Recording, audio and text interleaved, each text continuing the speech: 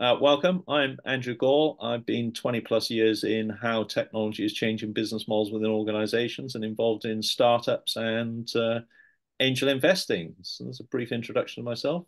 Andy? Yeah, Andy Bruce. I head up operations at SoftTools. We're a tech business. For the last 3 years, we've been working with AI, and probably in the last 12 months or so, every other one of our clients is now asking the question, going, what is it and what can we do with it? And so we've had our brief introductions. What I'm going to cover first is a bit of an understanding of, give some context of enterprise AI. Andy and I are then going to switch off the PowerPoint and just do a bit of a chat between us about developing AI strategy, sharing some of our experiences and that over the years now. And as Andy's saying, where organizations are in the process of deploying AI. Then Andy's going to present in a bit more detail a case study of implementing AI in a large corporate.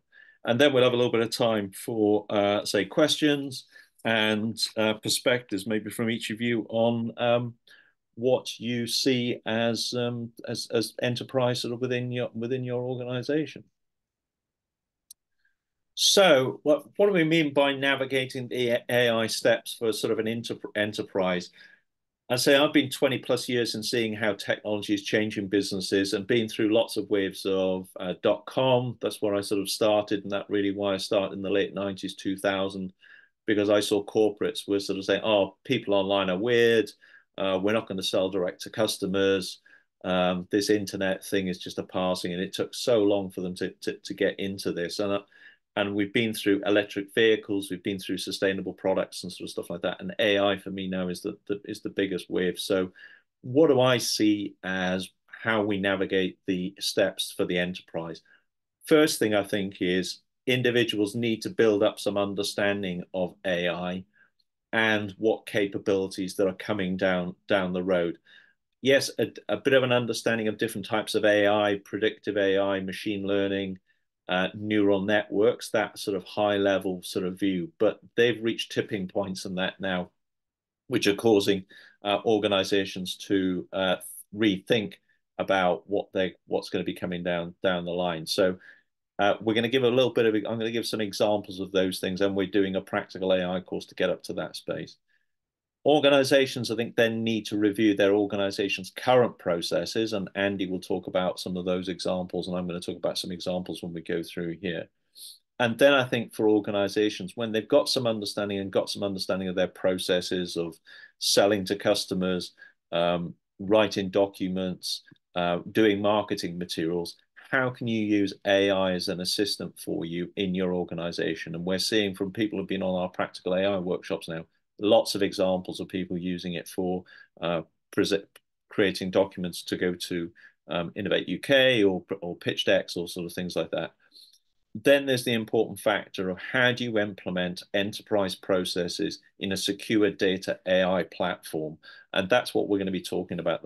The most of what we'll be talking about today really is about feeling secure and happy that you can put your data and some of your processes in to use AI to run your sort of systems. And we'll give examples of how you test drive a solution. So I'm going to give a brief example of investment analysis, and Andy's going to give more of an introduction to operational excellence.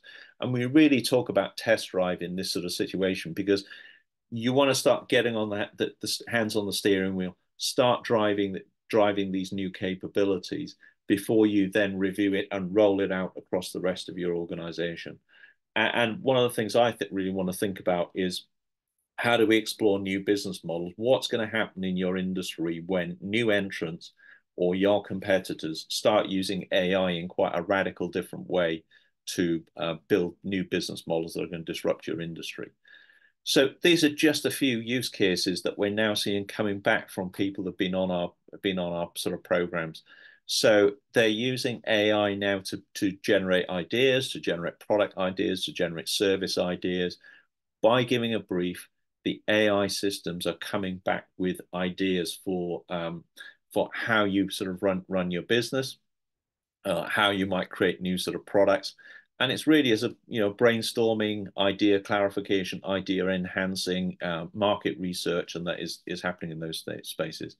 I use it quite a bit now for creating some meeting notes and summaries, recording discussions, recording meetings, creating the outputs and actions and that from them. I use it extensively in creating my podcasts, so doing a 30-minute interview, or like from this session now we're going to be doing today, using the AI to transcribe, to summarize the documents, to get key highlights and that out of it. We use it for customizing text and images, doing data analysis, creating training materials, advice on investments. I'm going to give a brief example of that, and we're going to see a training sort of example customer service from Andy sort of soft tools. So we're seeing industries are going through massive transition, electric vehicles, new energy, green energy sort of infrastructure. We're seeing health systems using AI to analyze data. And I've seen a number of startups and that working in the sort of space of being able to give advice to clinicians and to patients to improve their health. We ran a summit at Henley Business School back in September, and we had 2 ventures talking about how they're using AI to get a much better understanding of the customers and improve that blending experience and that better outcome sort of for the customers. And really for a lot of organizations in knowledge workers, people, these data language models now are transforming. So I was running a workshop yesterday morning for intellectual property, trademark, patent sort of lawyers, and how this can now be helping to draft documents, help to draft materials and that for customers, analyze prior art, and these steps could now become more automated. There's still more work to be done in the AI capabilities, but those are now improving. So a brief example of what we've shown this on our practical AI program. When I put that image into AI and asked it to describe it, this is how AI described it, by just putting the image in and asking it to describe it. So it's just read that cartoon and helps to describe it as a metaphor for the future of business and AI. And I created a whole article and that on it then within the on this navigating AI on LinkedIn, and you can go and have a look at that. But I think an important thing for people to get to this stage of being able to use AI as an assistant, I think if you've got the skills, if you build up some of your capabilities of using what's termed prompt engineering, but I think if you just think about individuals, you interacting with your AI as a supporter and an assistant. So if you're analyzing board minutes or you're analyzing company documents, you ask your AI to be like a non-executive, well-experienced board member who's got legal experience, and ask them to review the document. And then they take on that persona, and then they can provide help in that way. So that's the way I'm now interacting. And I term my GPT Grace, Peter, and Tony. So you can go and have a look at this example and that on LinkedIn. We're going to send the presentation and that out later and that to you. And also examples of, I put in my book that I wrote a number of years ago, it's in 2017, so 7-8 years ago now when I wrote this. And it's about how technology is changing business models in organizations. And I've been interacting with the AI now. Claude is the one I've been using for that, to give it context and asking it to write articles. And I'm rewriting the book now with new case studies, with new interviews I've done, with the focus on AI.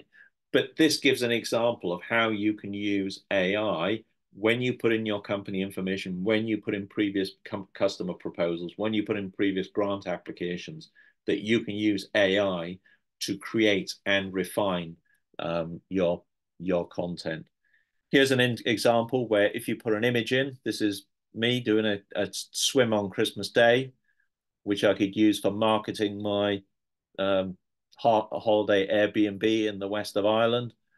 But I didn't want to use our family, so I put that image in and asked AI to describe that image. Again, just putting that image in and asking AI to describe it. This is the description it came back with.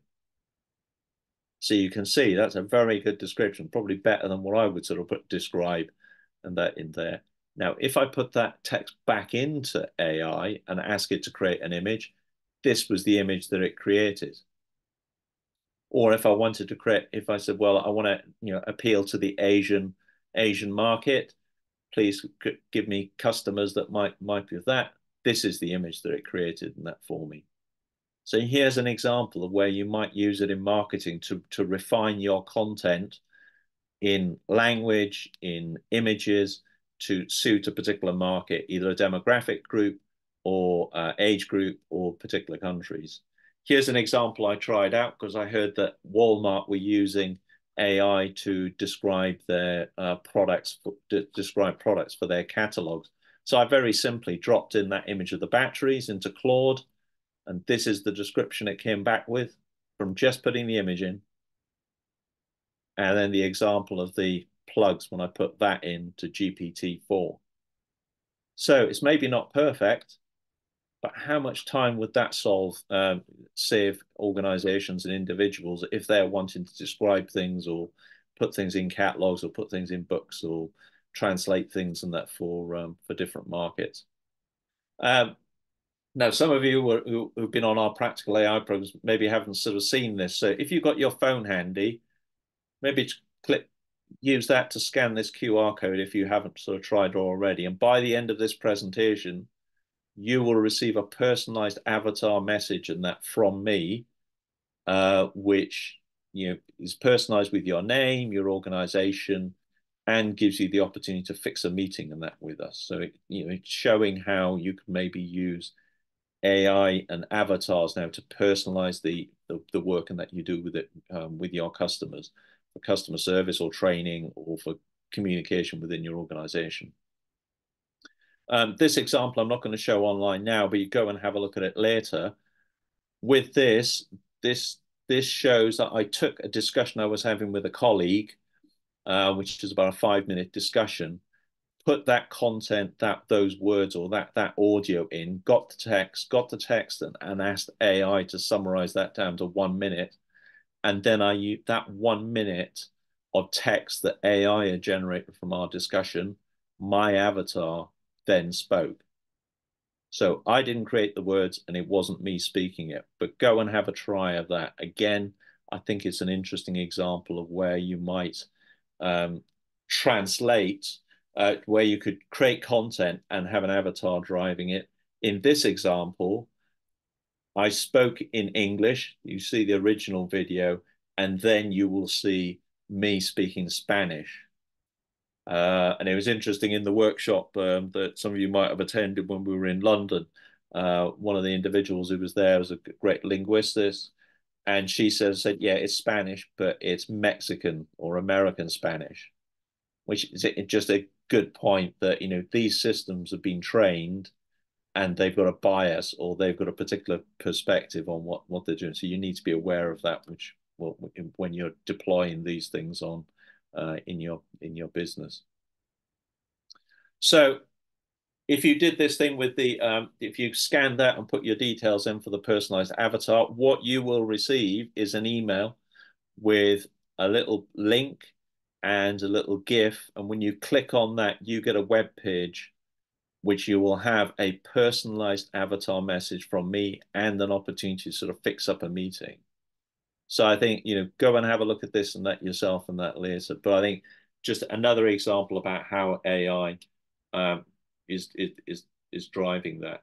I will just show you this sort of example, and I'll switch screen to show you what this is.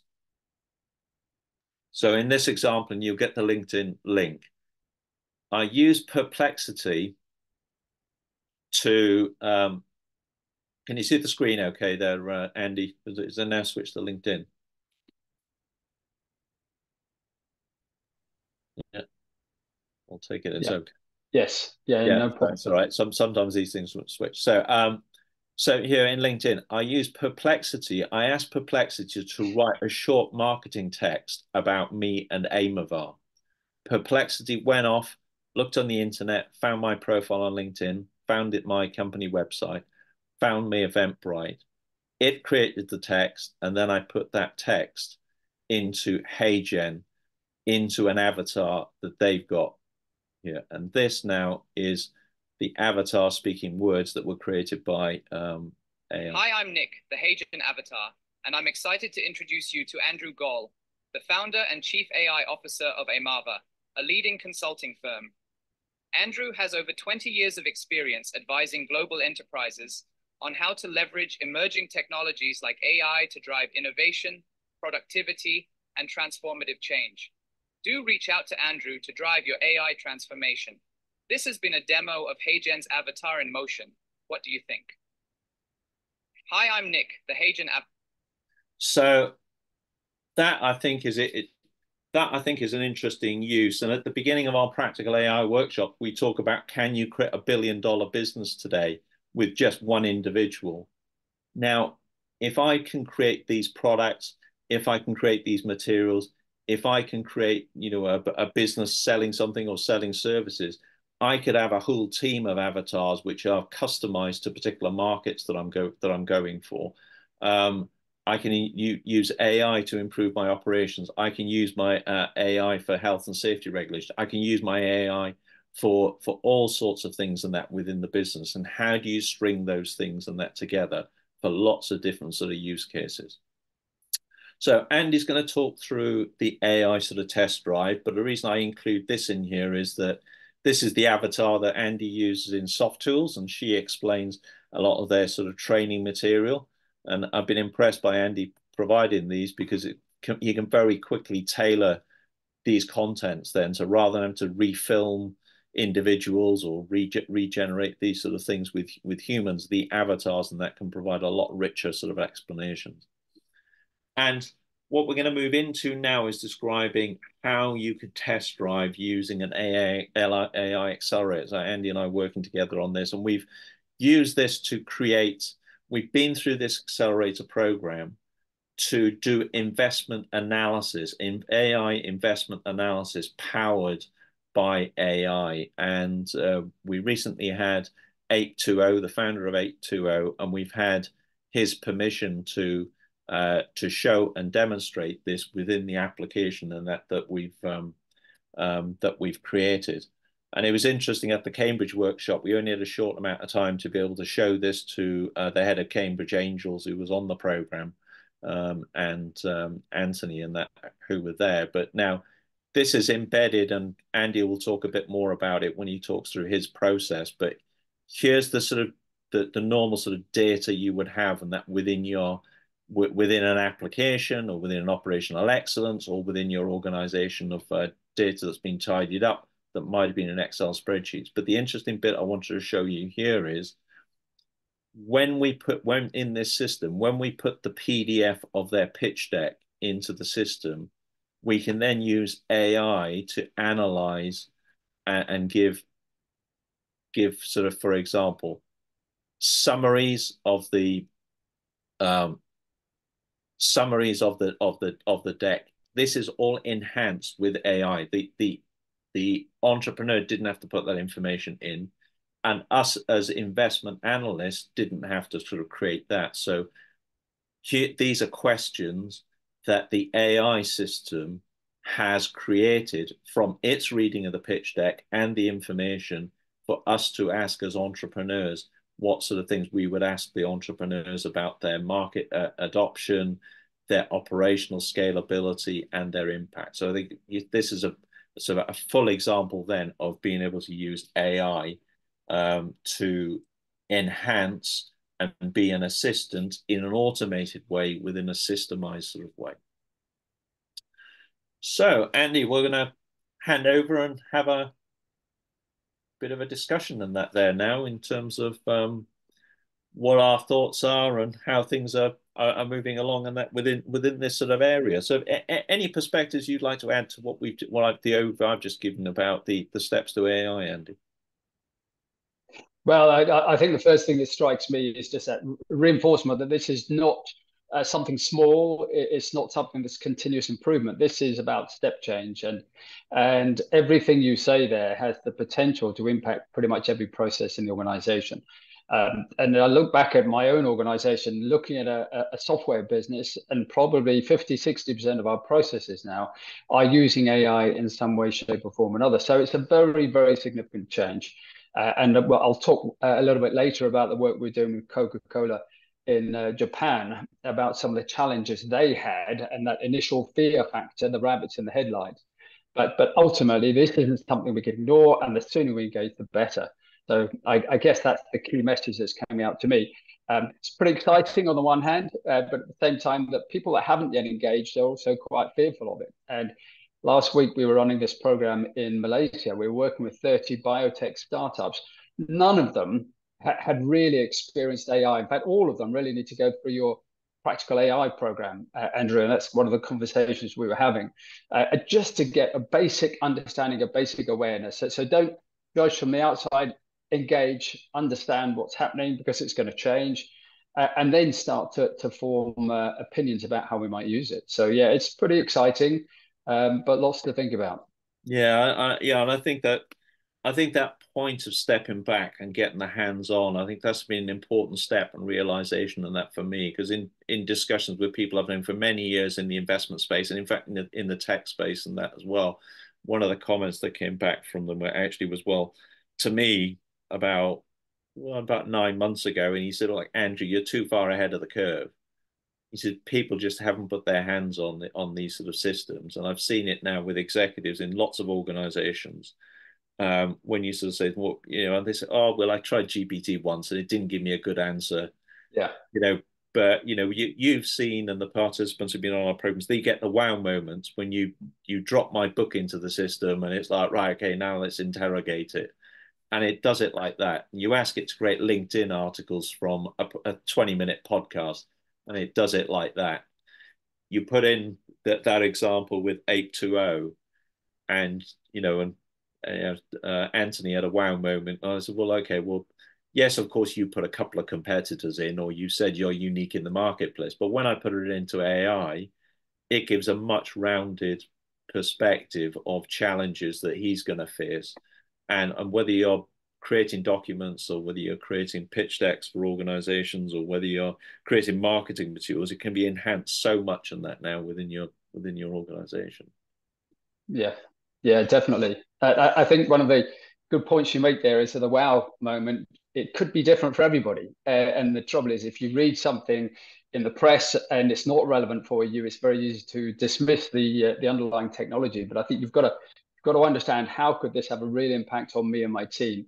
And therefore, one of the things that we needed to focus on, whether it's with Coke or BSI, was not to focus on the tech, actually to focus on the core business processes that we have in our organization in order to compete and survive.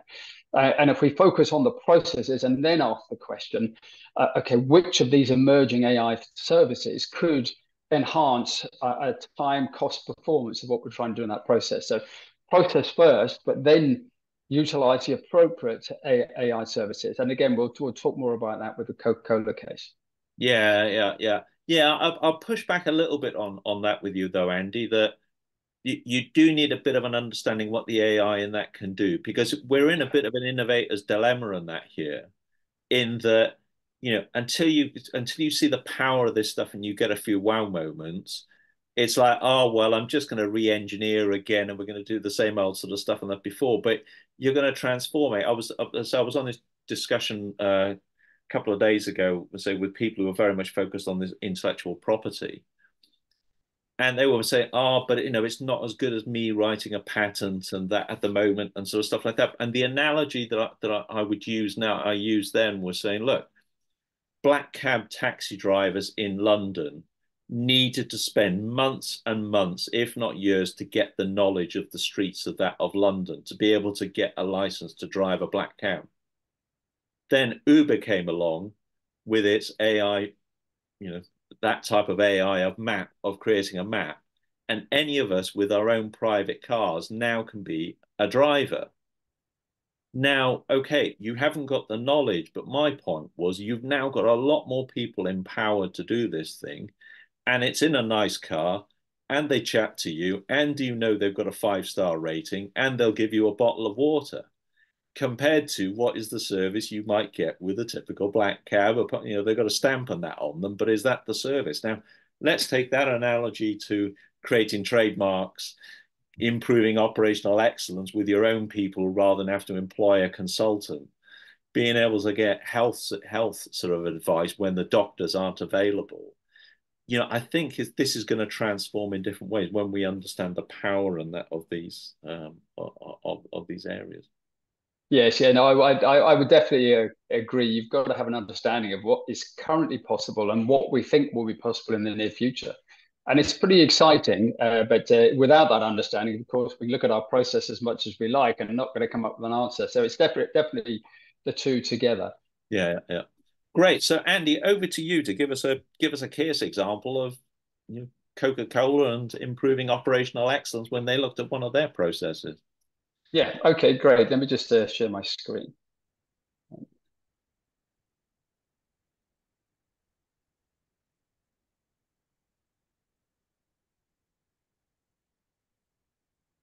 Okay, this should now be visible. Okay, so I'm just going to run through a case example of what do we actually do with one organization. We've been working in the area of AI and digitized processes for the last 3 years or so, and we've seen a dramatic change in a very short period of time. It is all about helping organizations, so it's very much about focusing on organizational needs as opposed to individual, but it is all about helping them to perform and compete against their competition. And as one of the discussions we had last week in Malaysia went, is there were several people in the room who were concerned about the potential implications of AI to their business. But the general consensus was, yes, there may be implications. Leaders need to work with that. But ultimately, it is here to stay. And if we don't do it and our competitors are, then we are going to lose market share. So that was quite an interesting discussion. So today I'm just going to be talking about one case example. It is Coca-Cola. And in this example, we are working all over the world, but this particular case example is in Japan. But I think that what we're seeing and what we're learning there is pretty much no different to anybody else. I think the first thing is the concern and the challenge that many people have regarding AI. And this is where I was quite taken aback. I think 6 months ago, my expectation was that all of the executives, particularly these large organizations, would understand AI. But Andrew, coming back to your point, actually, they don't necessarily understand it. They haven't necessarily explored it, and therefore they don't necessarily draw the links between what is currently possible now in an operational sense, not just conceptually, but something they could implement now and what they're doing in their business.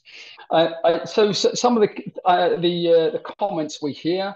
One is it's not relevant to my business, and I think certainly in the last few months we've seen over and over again that AI has the potential to transform, not just transform 80% of processes in most organizations, not every process. And even if it can transform it, you may still not want it to, but at least it is relevant to every organization we've come across. For us as a business, yes, 50-60% of our processes now are using AI, and where we're using it, it can have a transformative effect. One simple example is we write code. Every time code is written, then that gets released. But before it gets released, it has to be reviewed. Now that process may take 3 days, but actually now it takes 3 minutes using AI. And not only does the AI tell you that perhaps you have 2 or 3 issues that need to be picked up and addressed, but actually it will also recommend the code. So again, it's selectively looking at core processes that we've got, understanding what is possible in terms of AI and putting the two things together. We also saw then the big trend towards data scientists. Again, 12, 18 months or so ago, AI was coming out, it was getting mainstream. Everybody thought they needed to hire data scientists. But of course, with the emergence of prompt AI, prompt engineering, what we're seeing is the key person is often the subject matter expert or the process consultant, again, somebody that understands actually what can we do with prompt AI and how do we link that specifically to what our business is and what we're doing. And I noticed in the chat area, there's one comment around money laundering. Again, that's a specific process, and there's probably 2 or 3 aspects to that, but it would always a question of saying, well, if we look at that process of analysing the money laundering audit or however that's done, it would then be a question of using different AI service, say, how can we use AI to address this particular area? And definitely there are things that are happening in that space already. AI is too complicated. Again, Andrew, I think that comes back to your point, is that last week we had 30 biotech startups, and they were all fearful of the AI. So we just got them to use it. In fact, it was an embedded GPT-4 service on the platform. Yeah, all we heard was this constant laughing, and everybody was asking questions, putting in business challenges, and just sharing that with the rest of the group. We don't have the funds. This is an interesting question because AI is not free. So contrary to popular belief, in a consumer or an individual sense, we might use an AI service, but when used inside an organization, there are costs associated with that. We just need to be aware of that. But the return on investment should be massive if used in the right time away, because it's not that expensive per user. But in Coke Japan, they have 6,000 users, and what those people are doing every month, they are submitting an improvement idea in Japanese on mobile phones. But the quality of the ideas now is infinitely better than it was before, where it was just dependent on somebody thinking hard. And finally, it's not good enough yet. I think this is a really good challenge. The view of the people I'm working with now is that actually it doesn't need to be perfect. There are various jobs that we really want people to do, and I'll give an example a little bit later, which we're just not doing. They are not happening at all because it takes too much time, effort, and energy. So the question is it good enough? Is it better than we can do at the moment or with a human? And that's compared with 12 months ago, we've moved from the conceptual to real implementation. So we're seeing really a very big change in where we are with AI. So some quick examples then. Let's have a look at some of these. First step is typically to make sure that we have data. Often people are working on bits of paper or on legacy systems where we can't actually get at the data, or 9 times out of 10, in fact, their core process is running in Excel. And you go into large enterprises and they have literally thousands of processes running on Excel. And no matter how good the AI is, if we can't see the data, we can't put the two things together. So typically for us, it's a question of step one, let's digitize the application. And once we've got it in a digitized format, we've imported, in Coke's case, we imported 5 years worth of data on their Kaizen improvement program, which also had a bunch of issues and instances. So let's get it into a digital format, then we can start to do stuff with it. Some simple examples of what we were asked and able to do. If we take a record which is covering ideas or instances, and we typically see several problems. One is perhaps the naming of the issue or incident. Is it correct? Can we automatically give it a name? We also see data, and typically metadata is incorrect. Certainly, where you've got large volumes of data, then the metadata that's used for search, for classification, is often incorrect. And the third one, of course, is missing data. So almost before we get going with any AI initiatives in an enterprise world, it is a question of getting the data into a digital format and checking both the quality and completeness of the data. Now, a simple example, Coca-Cola have these 350,000 records. Every record that was created before 6 months ago did not have the metadata for an 8-waste classification. So this is part of Lean Six Sigma. So that meant that traditional search or creating charts was just not possible on historic data. Now, with 300,000 records with missing data, is the local quality team going to go into the database and update those records? I don't think so. Can we automatically create that information using traditional techniques? No. Could we use AI? So this is the starting point was to look at the data, look at the description and some of the context fields, put that into AI, and then ask it to suggest perhaps a strategic pillar or an 8-waste. And the answer was really simple, was that we compared that then with the subject matter experts. And what we found straight away was that if it's an established model like 8waste, it was extraordinarily good at fixing, correcting, and updating records.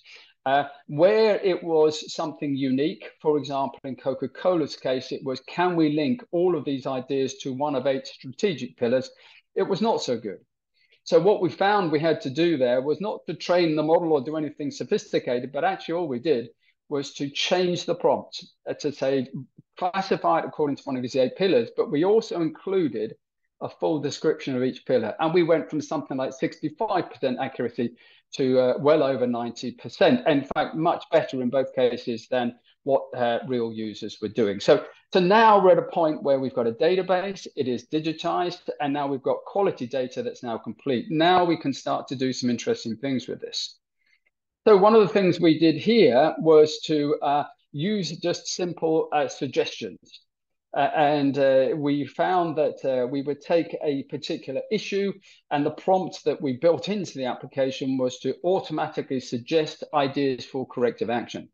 Now, we've all seen this, we've all done it, but the thing that started to come out here for us was not only was it generating some high quality suggestions, and bear in mind, most of the time previously, the people doing this were not experts in this any particular area. So the quality of the suggestions was much higher. But the thing that we noticed was that it wasn't just the suggestion, it was the rationale and the thinking behind it. And this changed the whole of the perception at Coca-Cola, not just in terms of how do we improve the quality of managing incidents or ideas, but actually they now see this as a learning tool. So they wanted to rename it the AI Coach, and that's what we did. And bear in mind, I'm looking at this in English, but in Japan, they would be looking at this in Japanese. So people were learning at the point of doing. And this changes the whole way in which they would train their engineers or train their operators. So this has huge implications, not only for data and for IT, but also for the whole of the HR side of the business. So again, it's a completely different result or outcome from using a different AI. And this is in place now. The other thing at this point I should say is that which AI are we using? Here again, we recognize the importance of separating out the digitized process from the AI service. So even during the 4-week AI test drive that we were running with Coke Japan, at the time, we started with GPT 3.5, and during the process, GPT-4 was released. And very interestingly, for a lot of the AI services we're applying, the local team decided to stick with 3.5, simply because at the time, GPT-4 was both rate limited and it was 10 times the price. And I think as we go forward now for the next 6-9 months, again, as we implement solutions, the AI service is effectively a plug and play. So it's not integral to the process. So if that AI service wants to be changed, you don't have to change the process. That's really important. But now we can choose from Claude or Gemini or the next version of a particular GPT, or likely for an enterprise, they may have a contract with perhaps OpenAI, Microsoft, to provide AI services. So again, that has to be flexible, and it has to be the ability just to move things in and out. Now, 1 or 2 other really interesting examples of tasks that AI we found could just do very, very easily that people just wouldn't do. So every month in Japan, 6,000 people generate 6,000 improvement ideas. Of those, then that is whittled down by supervisors down to 600 best practices. Now, how many of those best practices are reviewed by the executive team? So we asked that question, and of course, you guessed it, the answer is none. 600 is just too many. Okay, so what can we do then? Can we ask the quality team to summarize those 600? No. That was a very clear answer from the Japanese team. So what we found was these ideas were being captured, they were going into the database, and whilst it improved the quality of the ideas, so we'd get some performance improvement, we weren't really able to identify the common trends, so the systemic ideas or the ability to replicate. So we asked AI to take these 600 records every month to then summarize it, but summarize it using the new AI suggested classification to create a 2-page document. Now, bear in mind the source data is often entered on a mobile phone in downtown Tokyo in Japanese, and all of the summaries were coming out in English for the executive team. And the response was 100%, it was dramatic. And so whereas before, nobody had any idea on a monthly basis what was happening with these ideas process, now every member of the executive team picks up a 2-page report and reads it. Why not?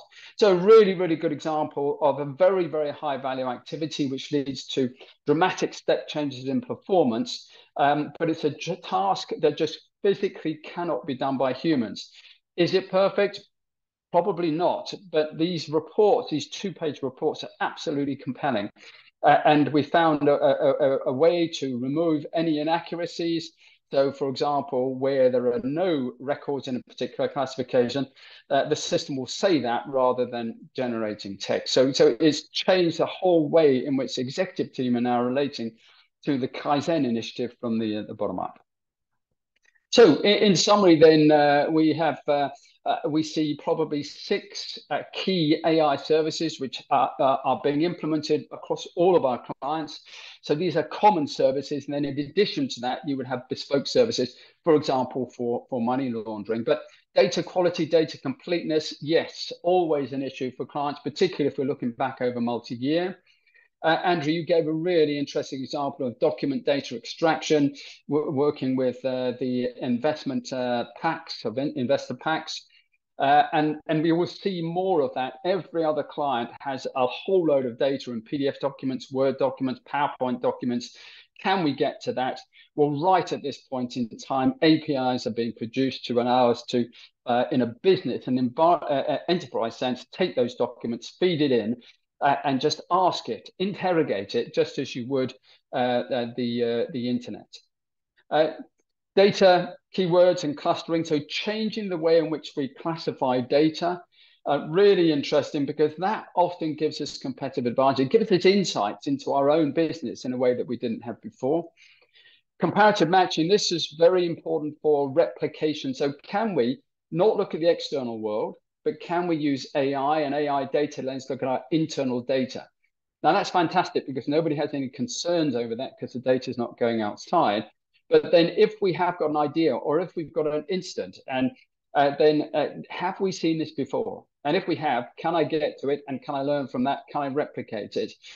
So that's all about taking the data in its raw form, using vector analysis, embeddings to create a version which can then allow us to compare and contrast across other records. And that has huge implications across many aspects of a business. We use that probably 5, 6 different areas in our own business.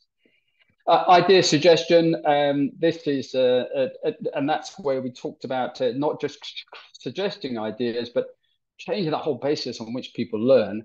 And then finally, summaries. And we think that for any large data sources, there are huge implications there simply because it's something that humans just cannot do. It's just too big a task. And down the right-hand side here, you'll see that really that's just a variety of examples of where AI is not just being used conceptually, but in a real practical sense. Hotel maintenance, big issue there is turnover of staff. So people don't know what they're doing. So that's a brilliant place for AI. Innovation ideas, as per the Coke example in Japan. And in fact, even in Coke Japan, they've got 350,000 records. Now, CO2 reduction is such a hot topic. We can actually examine all 350,000 ideas and literally just in an hour or two, identify all of those which have the biggest impact on CO2 reduction.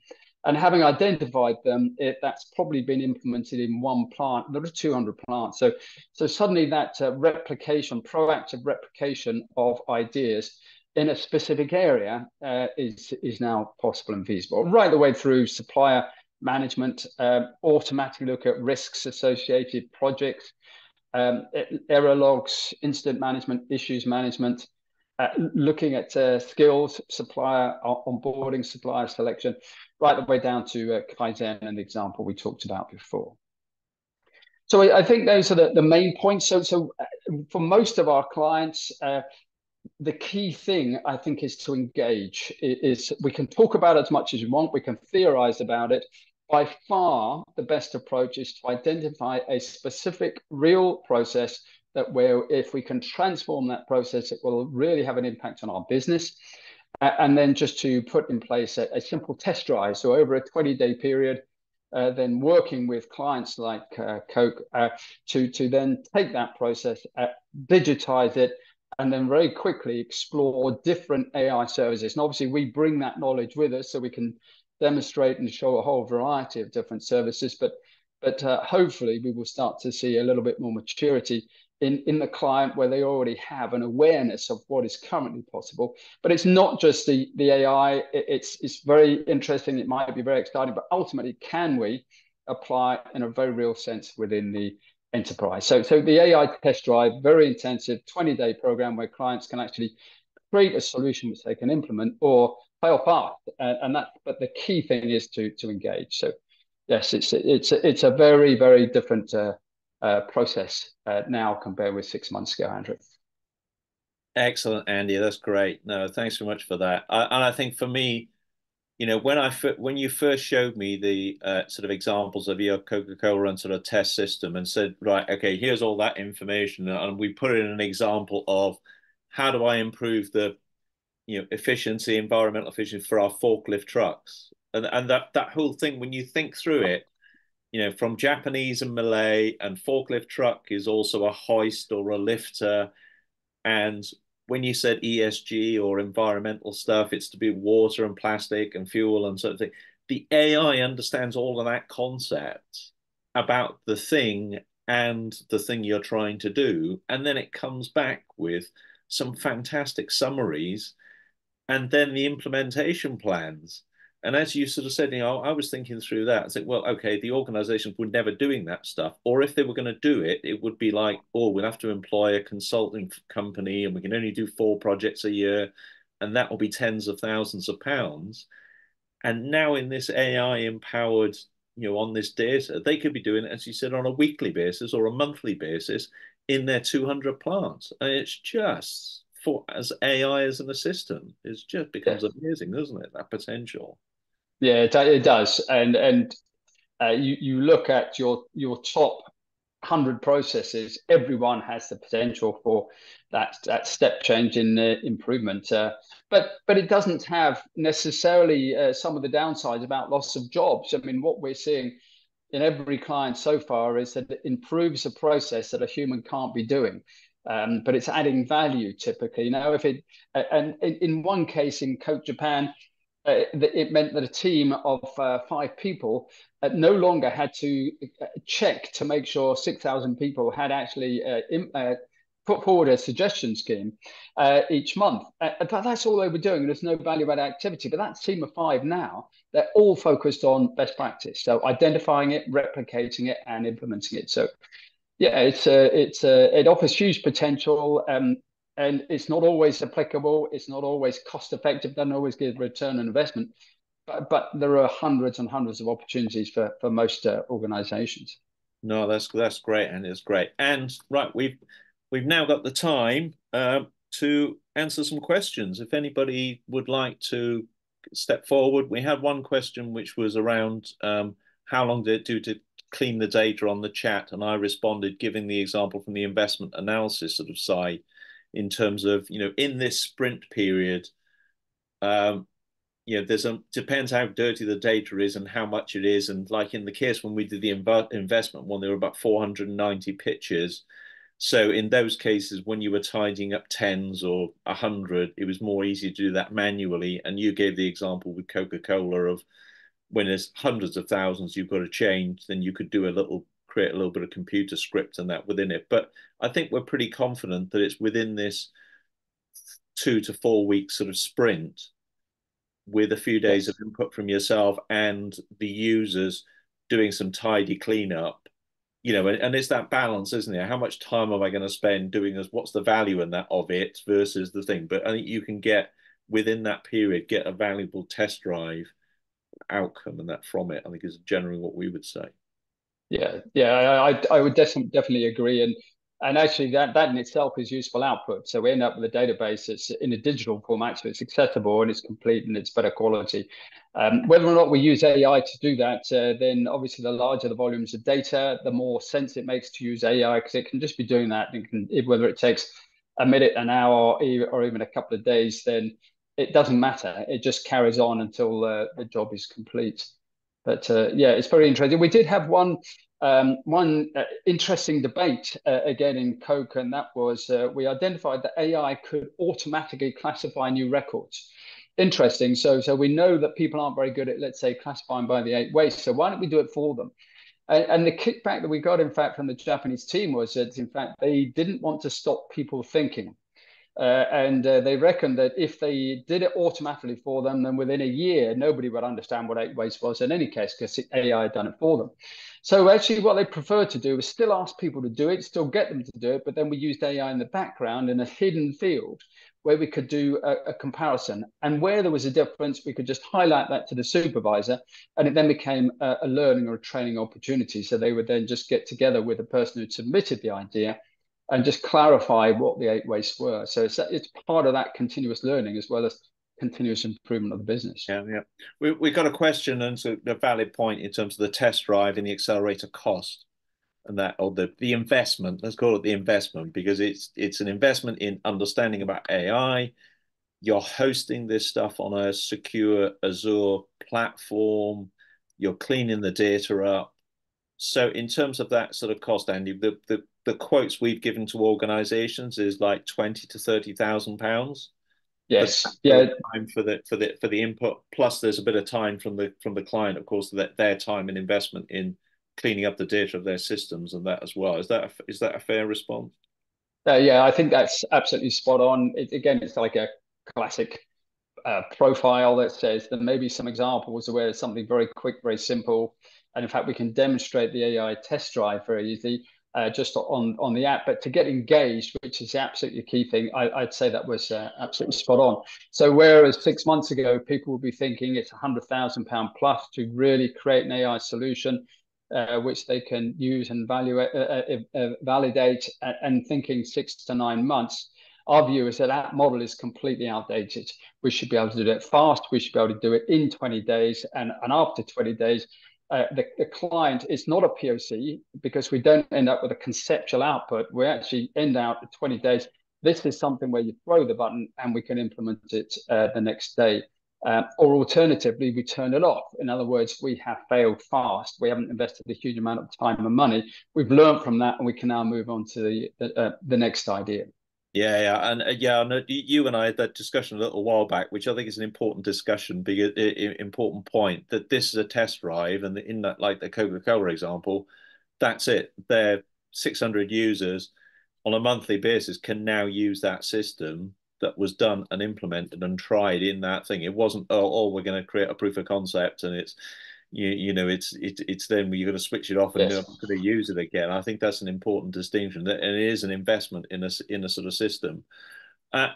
Just it, the other point that it sort of raises, I think, Andy, then is that the AI is moving on so fast, and the point is that, as I'm making the point about the steps that you need to make for AI now, what's the next step for an organization then? They've tried one test drive, they've used it in their internal operations, so it hasn't got issues out with customers, it hasn't got issues of hallucinating and sort of stuff like that.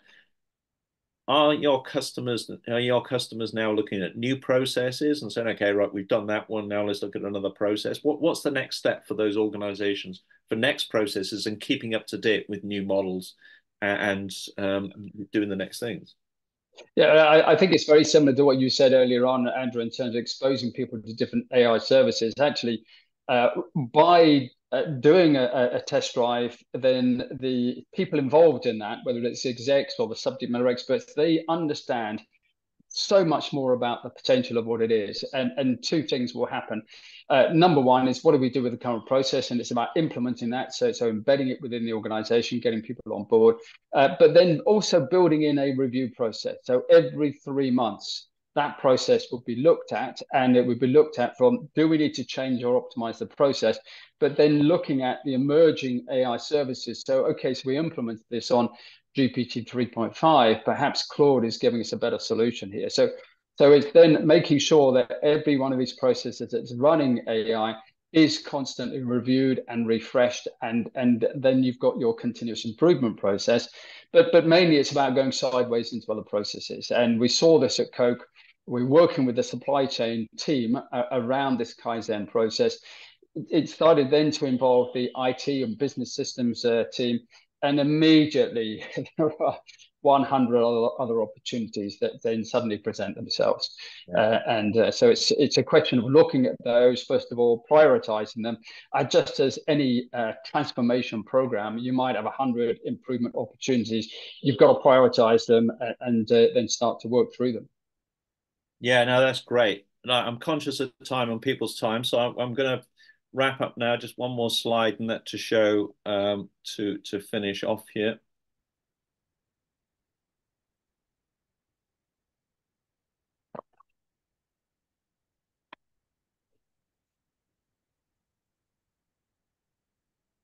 So just to sort of finish off, we're going to be sharing the PowerPoints of our respective PowerPoints, and we'll share the recordings and some snippets and that as well, that we'll be editing and that out. We will be sharing as well, if you would like to book one-on-one meetings with myself or Andy, we're very happy to do that, because I know some questions have come through while we've been talking here about wanting to talk about specific use cases, and we'd be very happy to talk through those for your benefit and sort of for our benefit in learning. The AI programs that we've been running, the practical AI workshops, which are a one-day workshop, like on the 23rd of May, we're running in London, like we ran in Cambridge recently, just to give you sort of insights in terms of a hands-on use of text, images, and things like that. We're doing online sessions. We've done this AI one today. We can arrange specific tailored programs or group discussions, like I was discussing with this group of people who are involved in the intellectual property sort of types, intellectual property space, and that a couple of days ago we've run. So very happy to follow up with individuals on those things. And thanks so much for joining us today and the questions and interactions. So look forward to catching up with you again. So thanks very much, Andy, for your insights. Pleasure as always. Thanks, Andrew.